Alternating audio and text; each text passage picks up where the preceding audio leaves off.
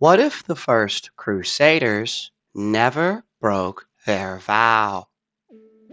Urban looked at him sternly. I will speak of this message, one that warns of the greatest danger to all Christendom. The Emperor Alexius has requested that I call upon the arms-bearing men of France, one that will at least thwart these pagan Turks in any scheme to make a westward invasion, and by God's grace, your mistakes will be forgiven. What would happen if Stephen of Blois never deserted the crusade? What if Emperor Alexius I fully marched on Antioch? And what now? Having first met one another during their exchange of oaths, the precise day and time is never fully given. And even if it was, one must always wonder about the authenticity of such statements and whether or not if the author was there personally or if they just read it in a novel from second-hand sources. However, if we assume everything ever written about earthen history, many of the more obscure bits of lore must be called into question, with the most direct focus of such a declaration, at least for today, being brought forth over one singular moment, a predestined meeting that even here and now, the material depicting it varies on what actually occurred, with nothing that I've ever personally read going into greater detail about what was discussed, only implied. Having recently finished History of the Byzantine Empire by George Finley, and glossing over the debate on how to properly pronounce Byzantine, a reoccurring issue amongst this topic is the issue of their vow.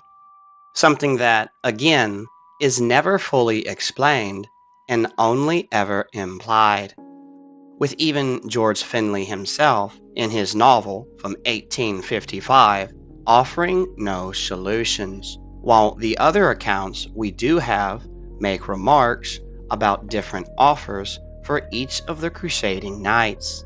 Even the pro-Latin and anti-Roman sources spoke of the same accusations made from the opposing side, accusing the other of betrayal, which automatically raises suspicion because only one of these declarations can be correct.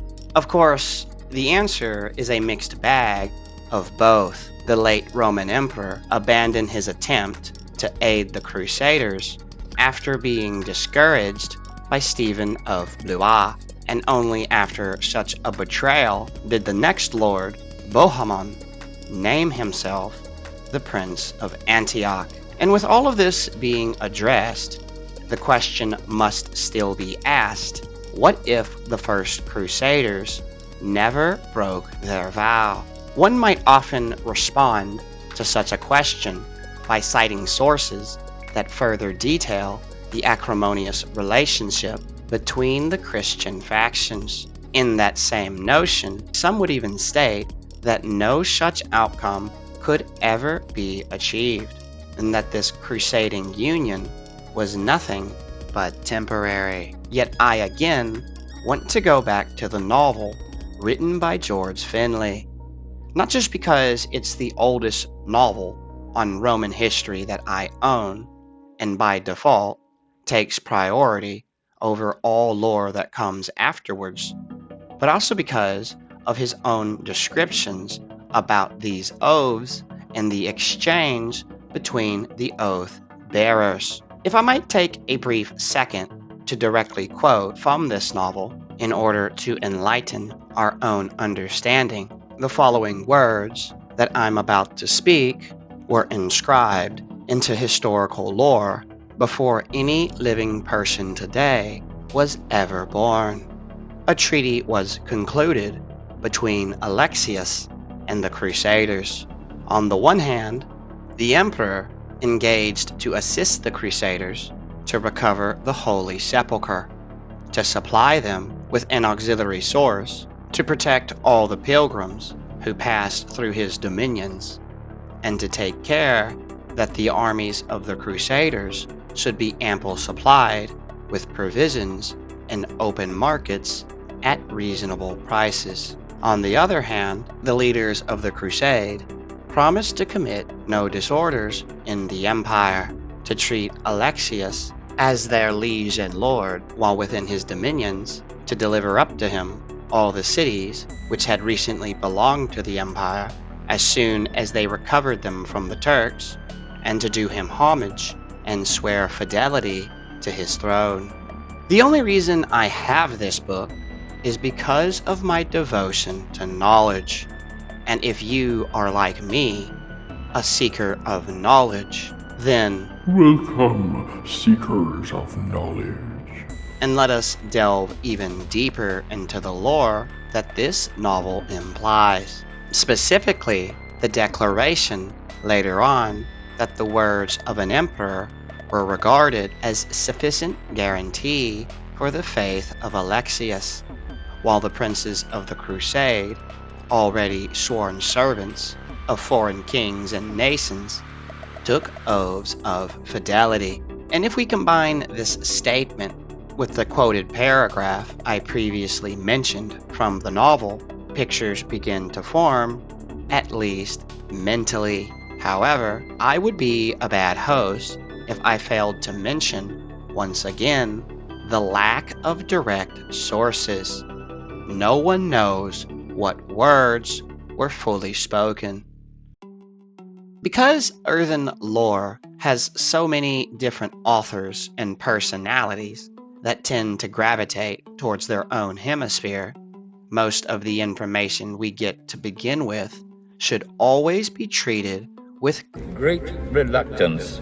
Comparisons could be made to the original Star Wars and the Star Wars reboot, with authors from both camps basically hating one another. And even if I'm just being hyperbolic, at the very least, authors from the Star Wars reboot never bothered to read the original material.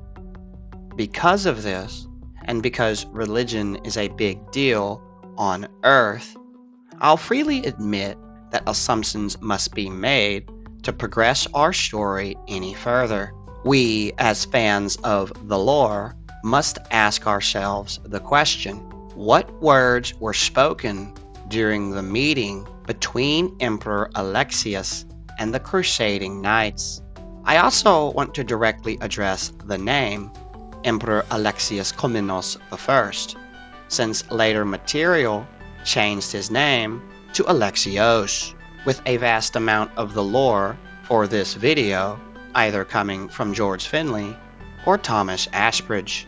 But since the former published his novel in 1855, his lore again takes priority, something we're going to continue to focus on with another paragraph, and the suggestion that even those who took the oath never understood its meaning, with different interpretations, engagements, and contracting agreements on both sides. And the only reason I'm so hyper-fixated on this one singular thing, their oaths, is because too many people just completely skip past it, forgetting how important oaths and the words of honor were for humanity during this time period. The fact that the Crusaders and the Roman Emperor would imply the other were oath breakers, the assumption is it's an insult to break an oath. Not because anything mystical would actually occur, but because most of the humans during this time period were afraid of eternal damnation. Skipping past these concepts, the strength of faith and the power of prayer, none of which will be the focus of our next progression in the story. And while I personally just want to make the Christians a bunch of paladins answered in prayer by the light, with the Muslims being shamans, either attuned to water or wind, depending on if that specific Muslim was Sunni or Shia, But since magic isn't relevant during the Earth story, I will refrain from using it. Instead, we're going to address the depiction of Bohemond, the previous wars he held against the Romans, and his implied distrust for them, something that went both ways. This is primarily because of the First Great Schism and the division it caused between the Christian factions. I should also explain that it is never fully stated or even implied that Bohemond joined the crusade for religious reasons, since he himself only joined after other knights passed through his lands. One could even imply that he only joined for the chance at land, wealth, and fame. We will not be changing any of this, and we're not going to be changing his own past battles against the Muslims alongside Robert Guiscard, with the only change that we will be making is the assumption that he went on crusade for religious reasons, not personal wealth. From here, still anxious as Bohemond and the other crusading knights camped outside Constantinople, and the fear that any of them could rebel at any moment, the crusade would be sent over the Bosphorus twice as quickly as they originally were, but with no precise days being counted until later on. We can only assume how much help it would be now. Skipping past their battle with Kilij Arslan I, their siege of Nicaea, and the implied treachery of Alexius used to capture the city before the Crusaders, our next direct change won't occur until halfway through the siege of Antioch. Holding onto the knowledge given to us through the written works of Raymond, no, not that Raymond, a different Raymond, the first half of the siege itself is littered with conflicting lore. Did Anna Komnenos purposely order the Roman general Dactychios to abandon the siege and spread lies about bringing reinforcements? Did Bohemond genuinely tell Dactychios that the other crusaders were threatening to kill him? And even if Anna did order Dactychios to retreat, that wouldn't explain the approach of the emperor or the arrival of a Roman fleet several weeks later, bearing more food supplies and siege equipment to aid the Crusaders in their battle. Because the authors hate one another, we will never have an accurate answer on why Dactychios left the siege. And he abandoned the camp so fast, he left his own personal possessions behind. Thankfully though, Stephen of Blois has just a bit more of detail given, but even then, it's never enough knowledge for those of us who desire more. I want more. And I know I shouldn't. With the position of the Crusader commander falling upon him after Bohemond's early departure across the Iron Bridge, acknowledging the fact that a majority of the Crusaders had already been divided either by mistrust of one another, like Tancred and Baldwin, or for the Romans, we must also imply that not only would Dactychios never retreat, but the Crusaders would actually listen to his advice. It is written that Dactychios told the Crusaders to separate, raid, and pillage the surrounding countryside for supplies before beginning the siege, and yet their own bigotry, spun on by the Great Schism, led them to disregard this wisdom. But we're going to change this here and now by having their bond forged first by faith, then trust, before finally conviction. Separate sections of their religion, yes, but so too were the Sunni and Shia Muslims, all children of the same prophet, convincing themselves here and now of something that never occurred in the original story, the acceptance between Crusaders and Romans to remind not just themselves, but one another, that just like the children of Allah, they too were the children of Christ, to be united in this holy war, to stand as one sect, creed, and people, no matter the difference between their culture. Only that would save them,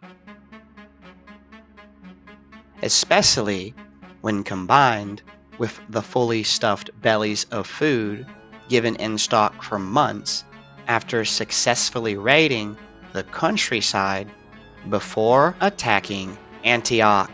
And while all of this would hurriedly aid them in their rushed capture of the city, preventing the starvation that Matthew of Edessa wrote about, and the accusation that 1 out of every 5 Crusaders died from starvation, the more important change would be the status of Peter the Hermit, since the advice of Tacticios was listened to and the famine prevented, while the betrayal of Firuz would still occur.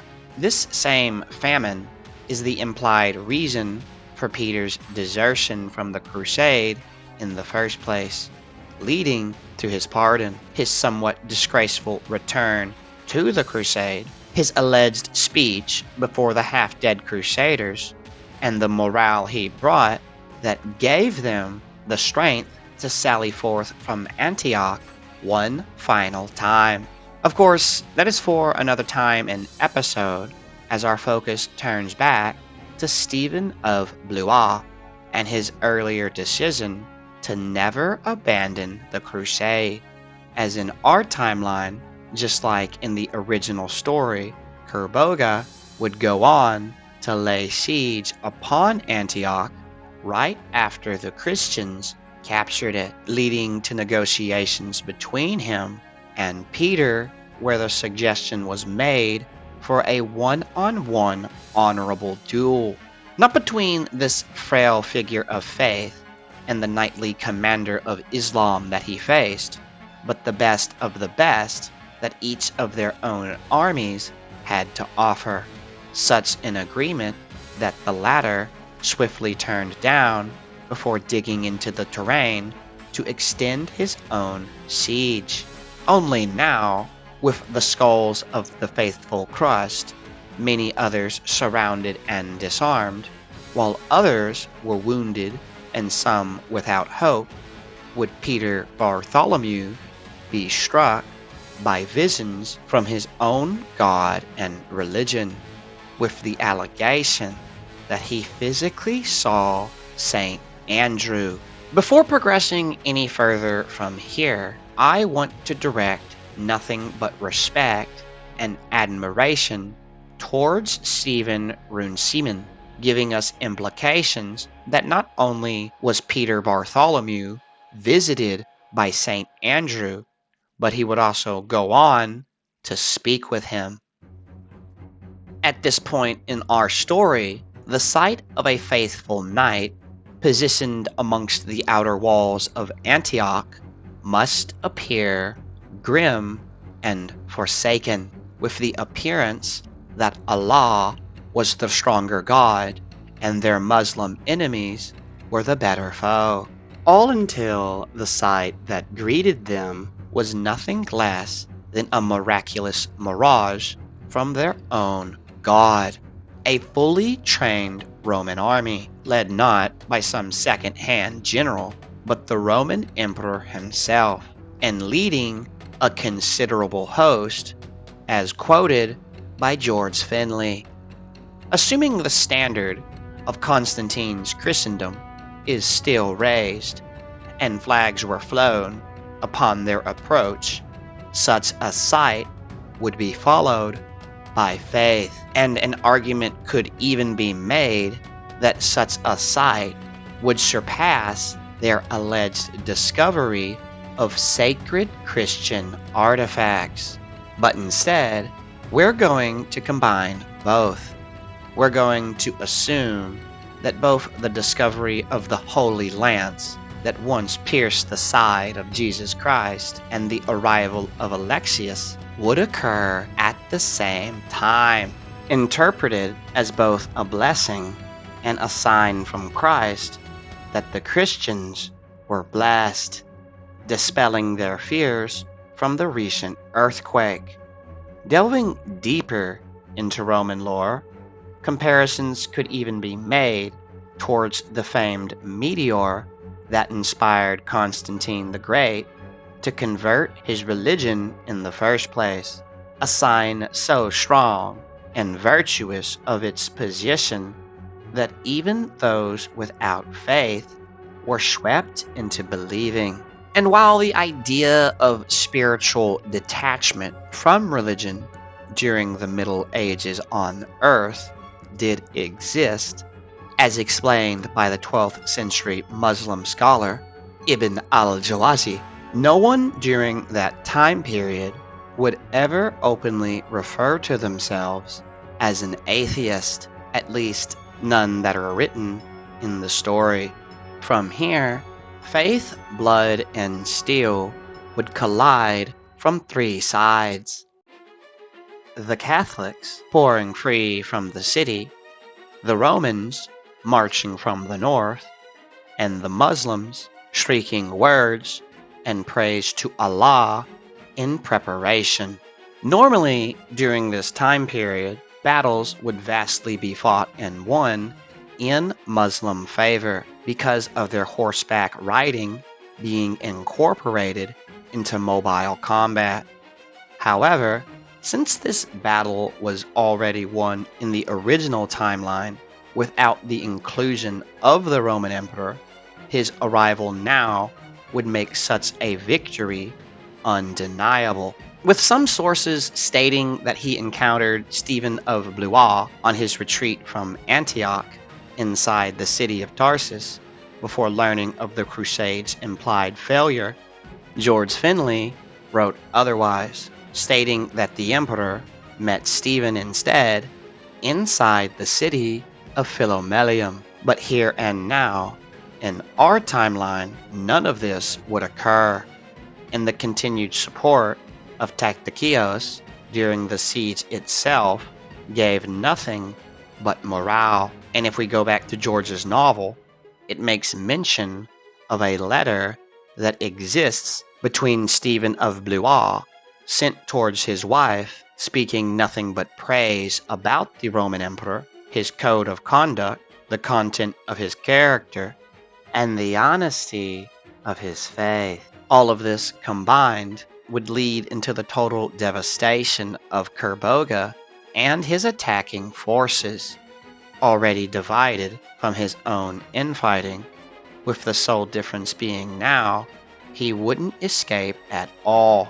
So overwhelmed by the motivated and unified Christian army before him, he found himself taken aback and left speechless, slaying those that continued to fight, chasing those that fled, and giving praise to Jesus Christ when the battle was finally over and Christian flags flew high. All of this is, of course, glossing over the earlier implied betrayals of both Tancred and Baldwin.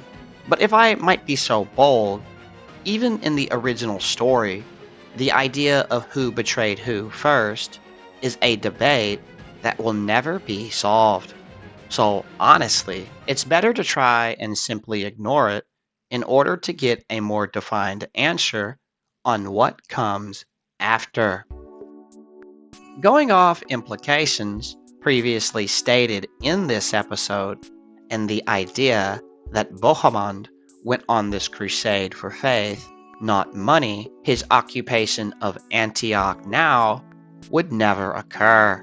Instead, he would, alongside all the other crusading knights, having already sworn their oaths, except Raymond, happily allow Alexius to enter Antioch unopposed, becoming the first Roman emperor to enter such a sacred Roman city in over a century, he swiftly threw praise upon the Catholics for following through on their word, before offering no punishment for all local Muslims who lived there, so long as they didn't take up arms against Roman rule. Something that never happened in the original story, with Crusaders basically forcing the Muslims to pay the same tax that the Muslims forced the Christians to pay before.